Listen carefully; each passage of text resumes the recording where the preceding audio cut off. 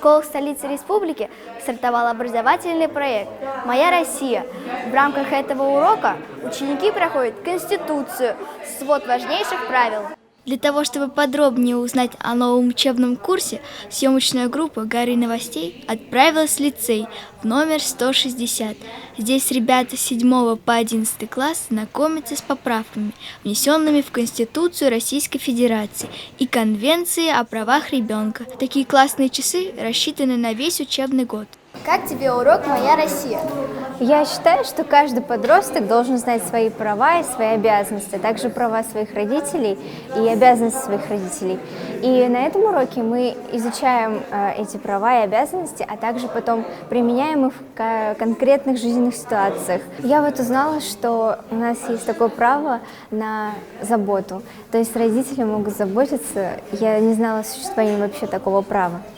Такие необычные уроки напоминают частично обществознание, частично историю и даже психологию. Их разработали специально для того, чтобы мы знали об особенностях построения нашего общества, могли разбираться в политике и других важных вопросах, актуальных для любого активного гражданина нашей страны. Как в жизни тебе пригодятся эти правила? Ну, допустим, я прихожу в больницу, и у меня есть право на медицину, то есть меня должны бесплатно вылечить. Допустим, на образование меня должны бесплатно обучать там.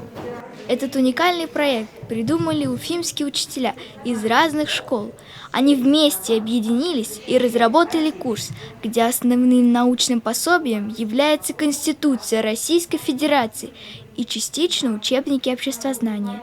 Такие уроки пройдут для детей во всех школах Уфы, так что ищите их в расписании. Каждый человек должен знать свои права и обязанности, и изучать их чем раньше, тем лучше. Амелина Аминева, Ильнар Бигбов, специально для Горы новостей.